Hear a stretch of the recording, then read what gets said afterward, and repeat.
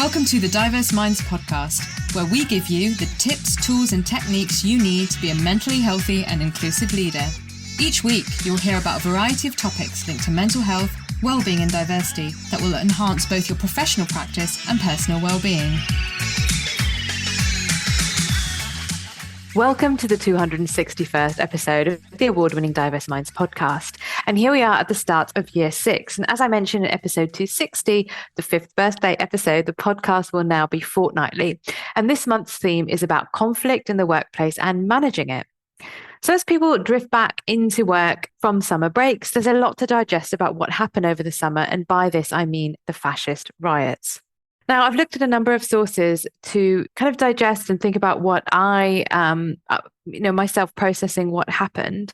And the first is a BBC News article that I've included in the show notes. And I just want to read a specific piece from that. And it's entitled "Riots Show How the UK's Far Right Has Changed." And it's by Daniel DeSimone, who's an investigation correspondent. And he says, "Will the disorder come to be seen as a one-off outburst quickly faced down by the public and police, or as a display of power by the newly dangerous far right?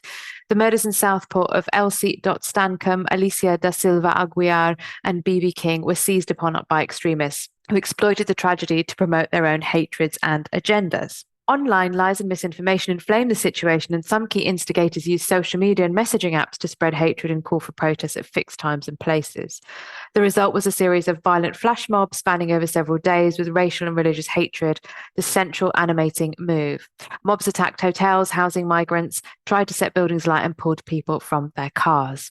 So that's the tip of the iceberg. And then I wanted to share something from the brilliant Rachael Twumasi-Corson, who has written a really great piece on Substack, and the link to subscribe to her work is in the comments. And the piece is entitled "Reflections on the Recent Race Riots." You see, the race riots weren't caused by anything new. Ever since the first African person who was racialized as Black back in the 15th century and the concept of whiteness first emerged, racism has been used as a tool to get working class white people to fear Black and brown people and blame us for their hardships. Without Black people to blame, poorer white people may focus on those upper class white people who benefit from their labor, and they may even try to claim the means of production. Our system is sadly built on pitting disadvantaged groups against each other in a bid to distract us from true inequalities.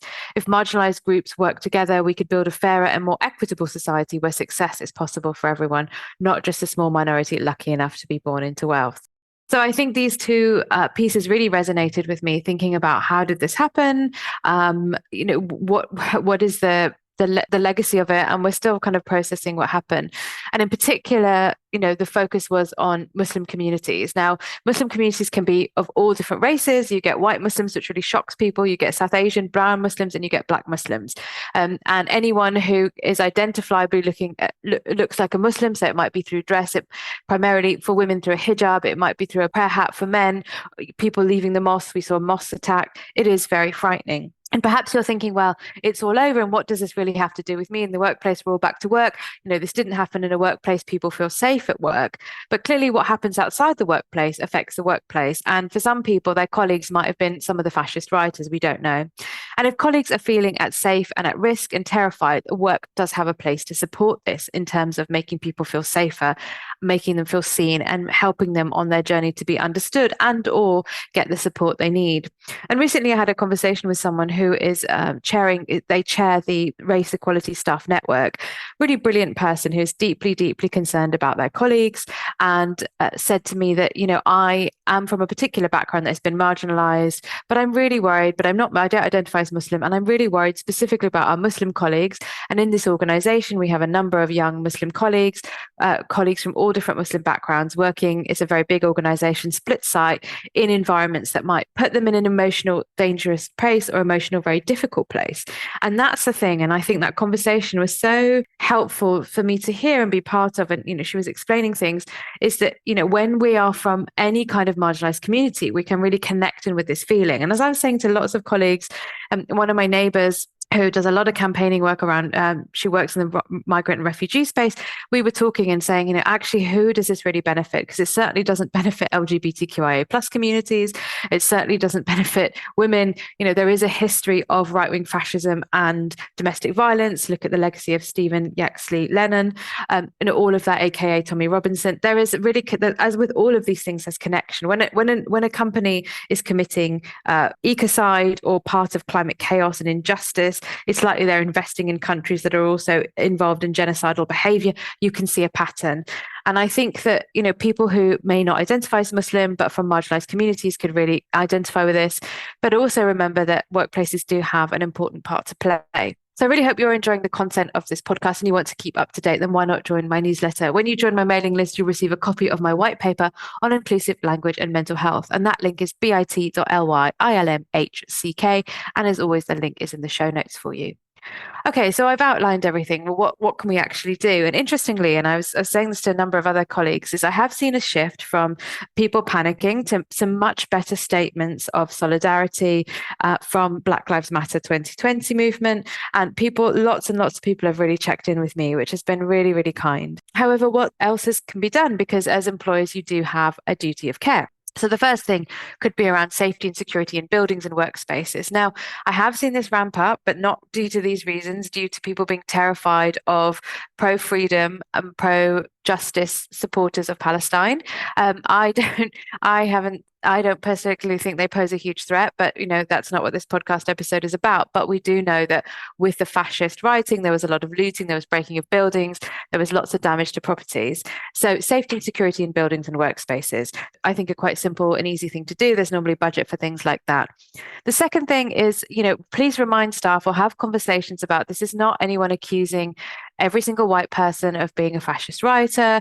It's not, we didn't do anything wrong. It's okay. That's fine. That's not what people are saying. But it's really about statements like, this must feel very frightening to you. Would you like to talk about it? Someone has the right to say, no, I'm here if you do want to talk. What would you like to see us doing more of to help you feel safe? And what would help you feel safer right now? So if you feel like, oh God, I don't want to get into this race conversation. Oh my God, I don't want to get into conversation about religion. I actually think Islam's really weird. But I also think fascist rioting is wrong. And oh gosh, it's really difficult, which I often get, is told to me. Those questions are connecting with the human, like this must feel quite frightening, or I was really shocked to see the images. I don't want to dwell on that and traumatize, but what could we do to make you feel safer right now? What would help? Would you like to talk about it? And giving people those options. Also, we know that race equality networks, like the colleague I spoke to, are doing a lot of the heavy lifting. So the members may be carrying a lot of weight on the issue. And don't forget that marginalized communities, racially marginalized communities, and I'm using that term quite intentionally in this context, have seen this time and time again. So we think about the 70s, we think about things that the Windrush generation have gone through. We think about the history of Southall in the 70s, where Black with a capital B was anyone identifying as non-white coming together. We've seen it with the Toxteth riots, so many incidents. So this isn't new, and people have had, this has impacted many people's families, many people's lives. So a lot of people who have experienced that will be part of the Race Equality Network, will be doing the heavy lifting, maybe trying to support other colleagues. So talk to Race Equality Network, see what they need, because yes, it might be that they want to play a part in that, but also what support do they need? Employees also might not feel safe going into work for fear of being targeted. So please do let people work from home, ask them if they need time off, hybrid working, we know it can work, we know it's possible, the systems are all there for most roles, but if people need time off, please also let them have that if they can't do their job from home and not penalize them for that. And also offer culturally specific support, so that if someone does phone the EAP, they don't have to explain themselves and say, I'm scared because of, and educate someone about the history of fascism and racism and having to stand up against that and having positive contra protests. So I think that's a really important thing. So get your list of culturally specific support. Remember, if you have an EAP provider, talk to them about making sure that they have counsellors and service providers that are trained in a variety of cultural contexts and then can support diverse colleagues. And we're talking about diverse in terms of ethnicity, heritage, and race. You may also have mental health first aiders. So again, you need to check in with them about who feels happy to be at the forefront, if you like, to be one of the key mental health first aiders, because We don't know who might have suffered this. It might be re-triggering for them. And you may also like to have an upskill for mental health first aiders in terms of culture and support. And remember, this isn't about solving, but it is about how can we help people sit with someone and make them feel heard. So that's really, really important. And also to create an open dialogue with all employees. So please be sensitive to employee concerns, ensure employees know how to express concerns, where to direct questions or suggestions.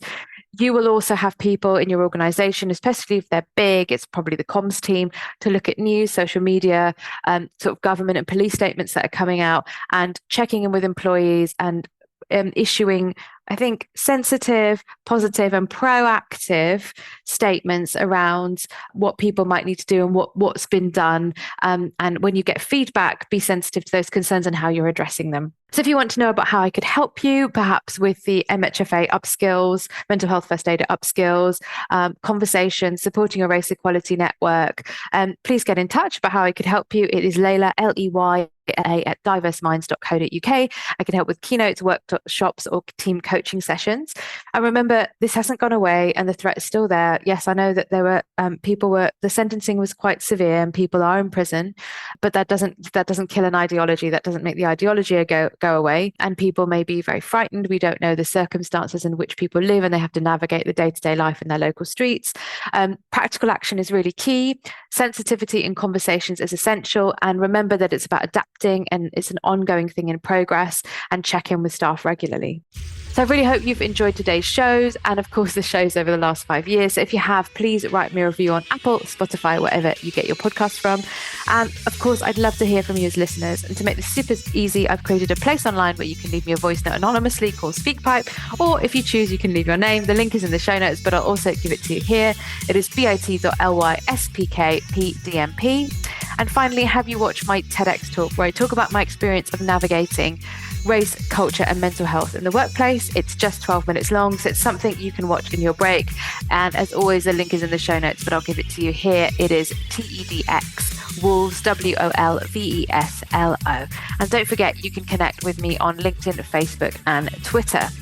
So there's the resources are the articles, just 2 articles, one from the BBC and one from Rachael Twumasi-Corson. Please do check out her Substack if you want more information on her brilliant work. So thank you so much, everyone, and I'll catch you in the next episode where we're going to be talking more about managing conflict in the workplace. Bye for now.